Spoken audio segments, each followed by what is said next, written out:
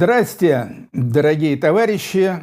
Пожалуй, тут было бы уместнее сказать граждане. Здрасте, граждане.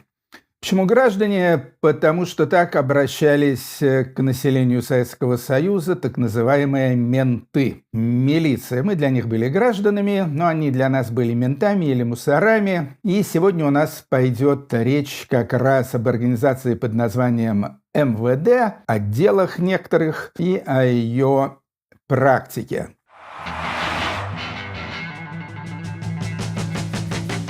В прошлый раз мы говорили про КГБ. КГБ, конечно, контора знаменитая и легендарная. И сейчас, когда пишут там о репрессиях, преследованиях в стране СССР, то все время как-то все сводится именно к КГБ. Я бы сказал, что это было не совсем так. То есть вовсе не желая оправдывать, тем более обелять Комитет государственной безопасности СССР, я хотел бы сказать, что нельзя всех абсолютно собак вешать именно на КГБ. Потому что была, по крайней мере, еще одна контора, ничуть не лучше, чем этот самый Комитет государственной безопасности. Контора эта называлась МВД. Долгое время она вообще шла в одной упряжке с КГБ, то есть, скажем, легендарная организация НКВД, там было и КГБ, и милиция. И, соответственно, распочковались они только в 1954 году, когда, с одной стороны, возникла КГБ, Комитет государственной безопасности, а с другой стороны МВД, Министерство внутренних дел. До этого было МГБ, Министерство государственной безопасности, совмещенное. Некоторое время эта организация еще называлась МООП, Министерство охраны общественного порядка. Собственно, МВД, Министерство внутренних дел, она стала с 1968 года, когда, собственно говоря, начался уже такой окончательный разгон хрущевской оттепели, и пошли всевозможные репрессии. Бессменным начальником МВД с начала 60-х до 1982 года был человек по имени Николай Щелоков. Надо сказать, что он был одним из самых могущественных и влиятельных людей в советском государстве. Более того, у него шла борьба с другим могущественным и влиятельным типом, а именно с Юрием Владимировичем Андроповым, председателем КГБ. В общем-то, они друг с другом сильно не дружили, всячески старались друг друга как-то подловить на чем-то и вели друг против друга КГБ и МВД всяческие интриганские войны. Организации были немного разные, в том числе не только по функциям, потому что МВД, конечно, не занималась там ни внешней разведкой, ни контрразведкой, но и по духу. Это были организации немного разные. КГБ была организация более идеологизированная, что ли. А МВД была организация чисто силовая и больше никакая. Когда умер Брежнев, а главным покровителем Щелокова и МВД был именно Леонид Ильич Брежнев. Так вот, Брежнев умер в ноябре, по-моему, 1982 года, и буквально тут же, спустя чуть ли не пару недель, был снят со всех должностей Николай Щелоков. Потом, против него стали проводить расследование. Расследование, естественно, проводило в первую очередь то самое вражеское КГБ. Жена Щелокова сначала покончила с собой, а потом в 1984, по-моему, году, чуть позже, и сам Щелоков с собой покончил. Обнаружили у него на даче всякие залежи наличных денег, драгоценностей и всего прочего на какие-то там очень серьезные по тем временам суммы. По нынешним временам, конечно, какой-нибудь 1 миллион долларов – это мало что значит, но по тем временам это было более чем. То есть я бы сказал так, что Николай Щелоков был руководителем путинского типа. То есть он был предельно алчным и предельно коррумпированным. При этом, в общем-то, мог себе позволять даже некоторые вольности. Скажем, известно, что Щелоков пребывал в таких достаточно дружеских отношениях с частью фрондирующей интеллигенции. При этом, вот именно что в идеологическом отношении он вовсе не был таким вот рыцарем без страха и упрека. В общем-то, мог там и общаться со всевозможной богемой, и кутить в ресторанах и так далее. В общем, ни в чем себе не отказывал Николай Щелоков, и примерно в том же духе себя вело и все руководство Министерства внутренних дел, а это, естественно, передавалось сверху вниз и обычному рядовому составу. В народе ментов очень сильно не любили, но, естественно, в общем-то, как можно назвать любимого и уважаемого человека мусором. И не любили именно за это, не любили за коррумпированность, за безграничное взяточничество и так далее. Особенно в этом смысле пресловутыми и одиозными были так называемые гаишники, дорожная полиция, которая обирала просто всех автовладельцев по полной программе. Но это касалось и любых других ментов на всех уровнях. Менты знали об этом, и Щелоков знал об этом, поэтому в Советском Союзе, скажем, если о КГБ так не принято было особенно говорить, их пропагандировать и так далее, то милицию сопровождала всегда такая вот промилицейская пропаганда. То есть были, с одной стороны, куча всяких фильмов про добрых и хороших милиционеров. Причем как таких, слабеньких таких агитфильмов, типа «Деревенский детектив» с таким добрым дедушкой-ментом, так и, в общем-то, это были фильмы хороших режиссеров, скажем, «Берегись автомобиля», если вы помните. Там тоже был такой интеллектуал-мент в исполнении Георгия Жонова, который даже в театре играл любительском и так далее. Кроме того, постоянно устраивались всякие такие ментовские праздники на всю страну, главным из которых был День милиции. То есть это звучит, конечно, довольно странно, но главный в году попсовый советский концерт — это было не «Голубой огонек» новогодний, это не были какие-то концерты там по случаю 1 мая или 7 ноября или каких-то еще, славных народно-государственных праздников. Это был концерт, посвященный Дню милиции. Где-то в ноябре тоже, в конце ноября, по-моему, это происходило. И на этом концерте выступали все, абсолютно все. От таких дежурных жополизов, там типа Кобзона, но в том числе и все самые знаменитые, хорошие артисты, даже Алла Пугачева и так далее. Все они выступали на концерте в честь Дня милиции. Почему они там все выступали? Потому что все от этой милиции коррупционным образом зависели. Естественно, те же артисты, естественно, они давали левые концерты, они брали там какие-то денежки за какие-нибудь выступления на ночниках, так называемых. Всем им нужны были какие-то услуги со стороны ментов. А менты это был главный распределитель вот всего блата, всей коррупции в стране. Поэтому, естественно, все стремились всеми силами поддерживать максимально близкие, теплые и радушные отношения с ментами. Надо обязательно упомянуть, что одним из отделов Министерства внутренних дел была организация под названием ОБХСС. Переводится как «Отдел борьбы с хищениями социалистической собственности». И это, я думаю, был самый хлебный отдел не только в Министерстве внутренних дел, но и вообще во всем Советском Союзе.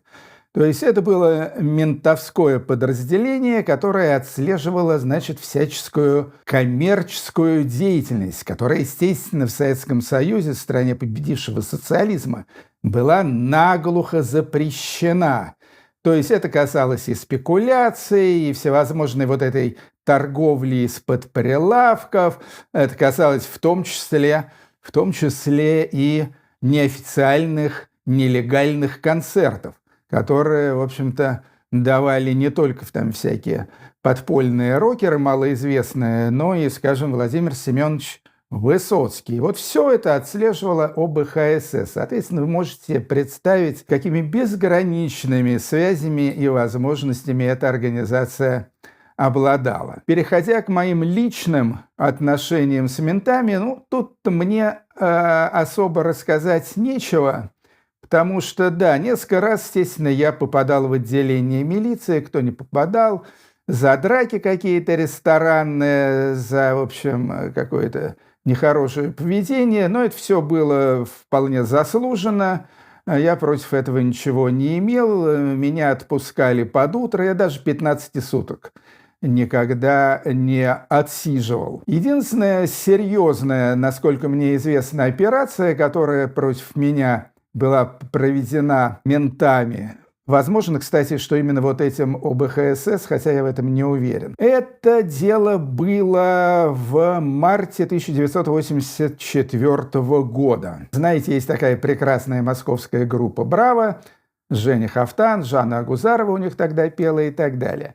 Вот группа «Браво» на своей репетиционной базе решили дать 2 концерта. Организовывали концерты они сами, поскольку это была их репетиционная база, я к организации не имел никакого отношения, но поскольку я был другом группы и, в общем, тогда всячески их обхаживал, помогал и так далее, то они меня попросили эти концерты вести. Провести эти концерты я не смог, потому что буквально в утро того дня, когда должны были быть концерты, я свалился с жесточайшей ангиной, вообще еле мог говорить. Соответственно, позвонил Женьке Хафтану, сказал, что извини, дорогой, но я не смогу концерт провести. И на этих самых концертах случилась облава, в результате которой, это известный случай, скандал такой, то есть арестовали группу, конфисковали аппаратуру, Агузарову вообще угодила после этого в тюрягу. В общем, тяжелая и крайне некрасивая история.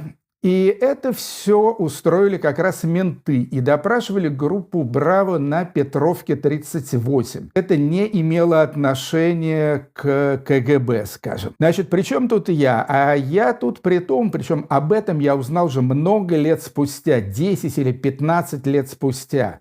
Я об этом узнал, что, оказывается, операция была заточена не против группы «Браво», тем более Жанны Агузаровой, а против меня. Настучали на меня какие-то товарищи по подполью, я даже точно знаю кто, знаю имена и фамилии, там они уже померли, правда, все в основном, но при желании мог бы даже поделиться этой информацией. Они хотели просто от меня избавиться, сдали меня ментам. Почему я об этом узнал? Потому что, с одной стороны, друзья тех, кто сдали меня, потом сдали их мне, а с другой стороны, потому что, когда допрашивали посетителей концерта, то у них в первую очередь интересовались, у кого вы и почем купили билеты. И когда, их прессовали насчет покупки билетов, часто специально конкретно спрашивали, вот такой Троицкий, вот вам известен такой Троицкий, это не он вам случайно билеты продал? Поскольку я билетами не торговал, то, в общем-то, люди оказались честными, в общем-то, никто меня не сдал. И в этом смысле, я думаю, что мне как раз очень сильно повезло, потому что концертов я действительно устраивал очень много, и квартирников, и неквартирников, и даже какие-то мини-фестивали устраивал. Но я никогда, ни рубля на всех этих десятках мероприятий не заработал. То есть я вообще не очень любил деньги, они меня никогда не грели и не интриговали. В общем, такой бессеребренник я всегда был, и это меня явно спасло. То есть за мной не тащилось никакого денежного шлейфа, поэтому прихватить меня за этот шлейф было невозможно. Вот, пожалуй, и все мои личные истории. Ну, в общем и целом, значит, не любили ментов в Советском Союзе прежде всего вот за это беспредельное взяточничество и алчность. Во вторую очередь за бытовой садизм и вообще такое общее скотство, свинство и отношение к гражданам просто как какому-то расходному материалу. Это все, кстати, идеально показано в лучшем фильме Балабанова «Груз-200». Вот это вот четкий совершенно портрет, может быть, чуть-чуть усугубленный, но точный портрет советского мента. Каковы менты в сегодняшней России, я в деталях, конечно, рассказать не могу, и вы это знаете лучше меня наверняка. Но я думаю, что сейчас их репутация в стране стала еще хуже, потому что при советской власти менты, по крайней мере, практически не несли никакой политической нагрузки. То есть этим занималась строго КГБ. Что касается до сегодняшней России, то тут по политическим заключенным работают все. И ФСБшники, и там какие-нибудь там ФСОшники, и точно так же, естественно, и менты. А кто бьет демонстрации на улицах, естественно, это тоже менты. В общем, я бы сказал, что быть ментом в сегодняшней России – это еще более позорно, чем это было в СССР. Кстати говоря, во многих бывших частях Советского Союза МВД это была, наряду с КГБ, первая организация, которую взялись реформировать. Очень эффективно это сделал в Грузии в свое время Михаил Саакашвили. Там была самая коррумпированная, самая скотская милиция вообще из всех. Саакашвили удалось, в общем-то, эту организацию полностью перелопатить и сделать из нее что-то такое вполне цивилизованное. Примерно то же самое произошло во всех 3 балтийских странах, где, естественно, имеется та же полиция, и несет она все те же функции, что во всем мире, и при этом, как и во всем остальном мире, к полиции граждане, вот скажем, здесь, в Эстонии, относятся вполне уважительно и абсолютно лояльно. То, чего в России, по-моему, не было никогда и неизвестно еще, будет ли когда-нибудь. То есть я думаю, что если говорить о милиции, то тут, вспомнив известную фразу группы Led Zeppelin «The song remains the same». Песенка какой была, такой и остается. Увы, очень жаль, что в огромной стране, в которой нет никакого порядка, в которой полный бардак, свинство и так далее, единственная контора, которая могла бы этот порядок наводить, на самом деле является главным рассадником и провокатором всего вот этого бардачного беспредела. Это я говорил о ментах. Зовут меня Артемий Троицкий, и вы посмотрели очередной 16-й эпизод видеоэпопеи «Популярная советология». Следующий выпуск у нас будет как раз о доносах, стукачах и всяческом этом осведомительстве. Вот раз уж мы прошли КГБ и ментов, то это будет как раз заключительным аккордом этой триады. Всем счастливо, пока!